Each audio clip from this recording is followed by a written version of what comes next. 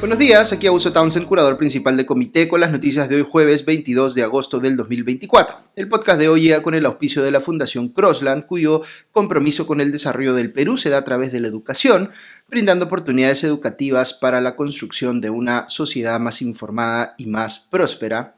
Y también de Big Bond Group, una firma de selección de talento y consultoría que ha venido acompañando por más de una década a empresas líderes y que, como empresa B, está enfocada en generar valor compartido desde una lógica de triple impacto económico, social y ambiental.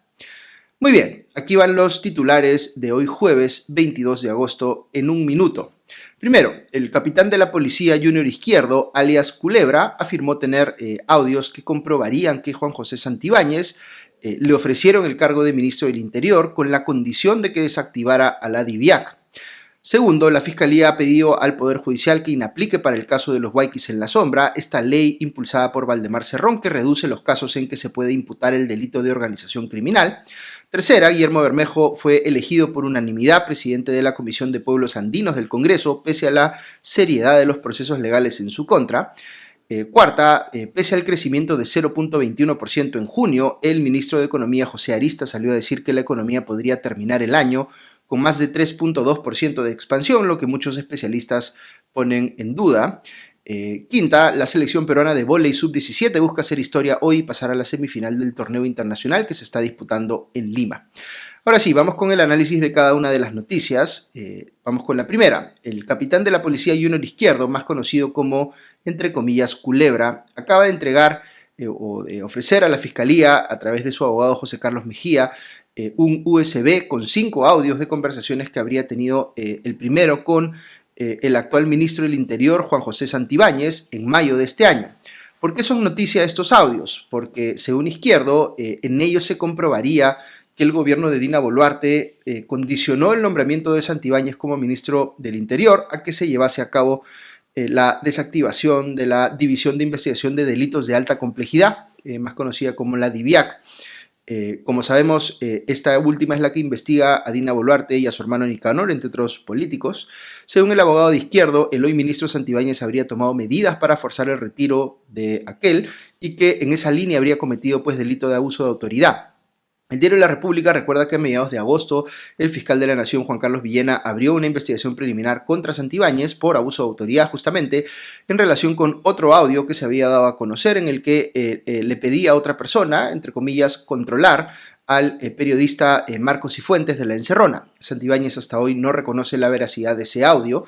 De momento, quien ha salido en defensa del ministro del Interior es el primer ministro Gustavo Adriancén. Este señaló que los audios presentados por Izquierdo no pueden ser tomados como prueba válida porque, según él, no están en su soporte original y por tanto deben ser desechados. Segunda noticia, veo esta mañana en El Comercio que el fiscal Carlos Ordaya López, del equipo especial de fiscales que investiga la corrupción en el poder, EFICOP, ha solicitado al Poder Judicial que recurra al control difuso para inaplicar una ley dada por el Congreso, esta que les mencioné en un podcast anterior esta semana, que reduce los casos en los que se puede imputar el delito de pertenencia a una organización criminal. Entonces, el control difuso es para que no se aplique esta ley al caso conocido como los Huayquis en la sombra y que implica, como sabemos, al hermano de la presidenta Nicanor Boluarte. El término que he utilizado, control difuso, es uno que vale la pena entender más allá de que uno no sea abogado. Esta es una facultad que tienen los jueces de evaluar la constitucionalidad de una norma que se aplica a un caso puntual que les toca a ellos ver y decidir inaplicarla si creen que esa norma resulta inconstitucional en ese supuesto. Hay otro mecanismo para controlar la constitucionalidad de las leyes, que es la acción de inconstitucionalidad que se puede presentar ante el Tribunal Constitucional. A esto último se le conoce como control concentrado y tiene como efecto eliminar por completo la ley considerada inconstitucional del sistema legal, mientras que el control difuso, como les decía, solo lleva a que se inaplique una ley considerada inconstitucional por un juez o un tribunal a un caso concreto. ¿Por qué les he hecho esta explicación legal? Pues porque el problema de fondo que tenemos aquí es bien grande. Fíjense, el Tribunal Constitucional es uno de los principales mecanismos de control del Congreso dentro de nuestro sistema de pesos y contrapesos constitucionales, porque es el que frena o debería frenar cualquier ley inconstitucional dada por el primero.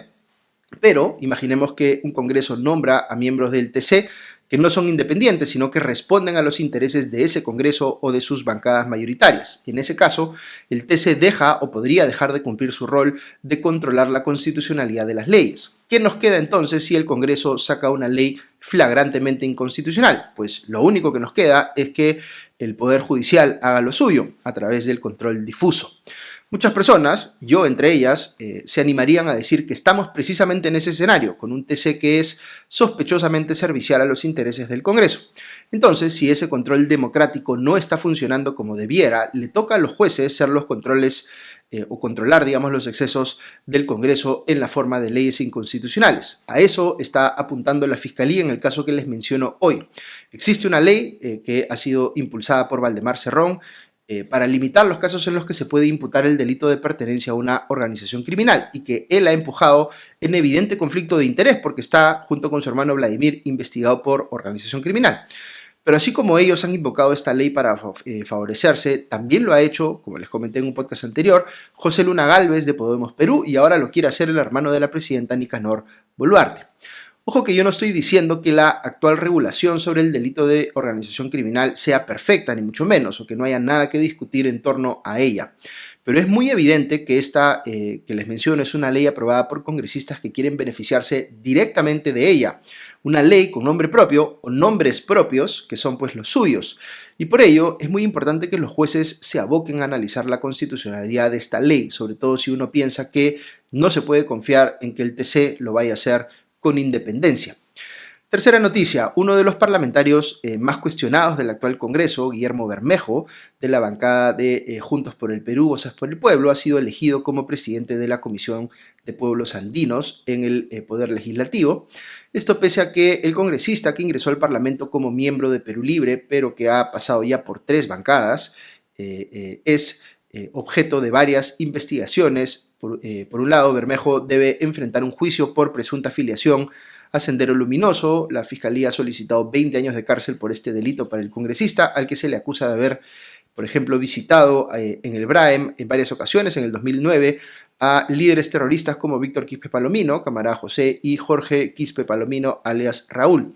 Este caso viene prolongándose por casi 10 años, y si bien en el 2017 Bermejo fue absuelto, la Corte Suprema anuló esa decisión y ordenó un nuevo juicio, que comenzó en el 2021, cuando ya era congresista electo de Perú Libre.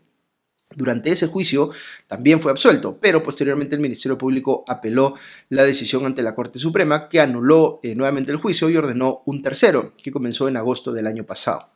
Por otra parte, la Segunda Fiscalía Suprema en lo penal viene llevando a cabo una investigación preparatoria contra Bermejo por la presunta comisión del delito de obstaculización a la justicia. Además, en agosto del 2023, el Equipo Especial de Fiscales contra la Corrupción en el Poder, EFICOP, detuvo a un grupo de personas, incluyendo un ex asesor de Bermejo y exfuncionarios de la Autoridad para la Reconstrucción con Cambios. Este caso, conocido como los operadores de la reconstrucción, investiga por organización criminal y por colusión agravada por presuntos pagos ilícitos en las obras del distrito de la Unión Piura por un valor de 14.8 millones de soles a estas personas. Fue en esa investigación en la que un aspirante a colaborador eficaz vinculó a Bermejo con presuntos sobornos. A raíz de esas declaraciones, la Fiscalía de la Nación dio inicio a una investigación preliminar por tráfico de influencias agravado. Pese a todo, ninguno de los miembros de la Comisión de Pueblos Andinos se opuso a la designación de Bermejo como presidente de esa comisión, que fue aprobada por unanimidad con 14 votos.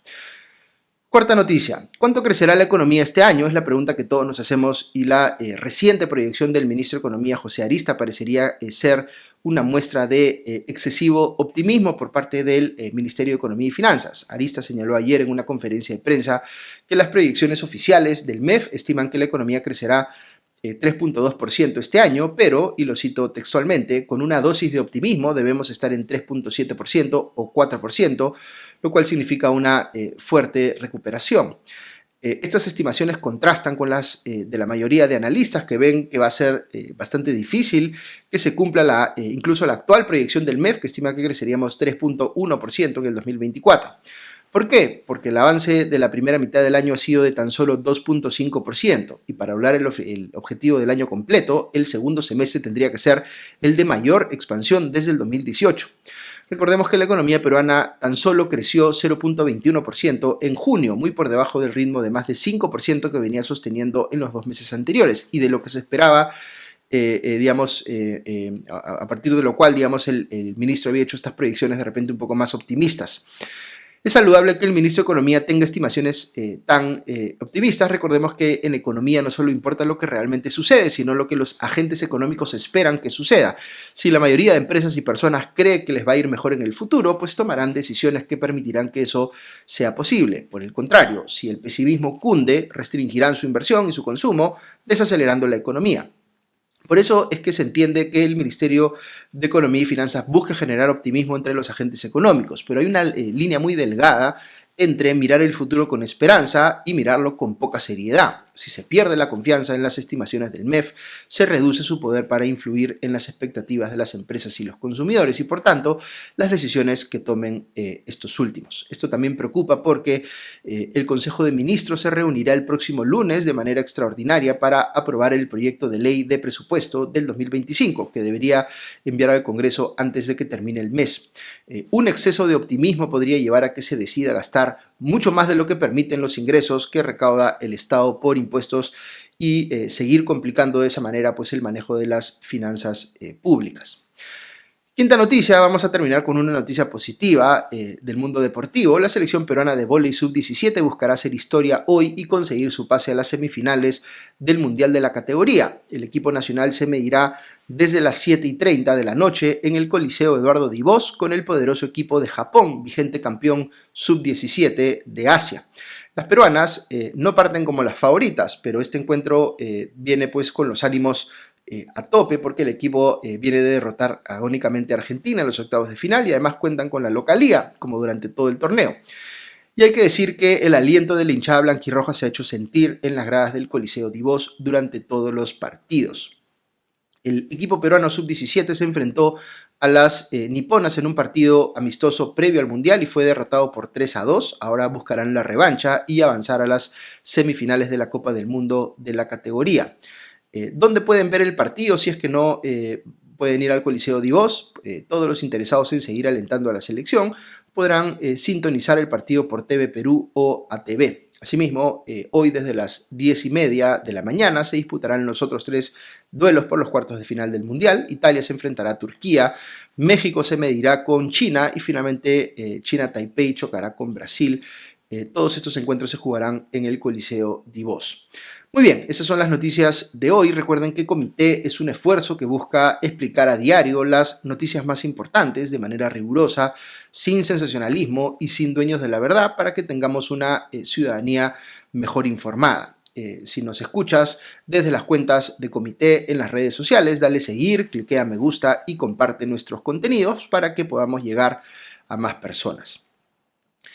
Muy bien, muchas gracias de nuevo a nuestros auspiciadores, la Fundación Crossland y Bigman Group, y a nuestros suscriptores que nos permiten seguir haciendo lo que nos gusta y ir amplificando nuestro impacto. Que tengan un buen día y ya nos escuchamos mañana. Adiós.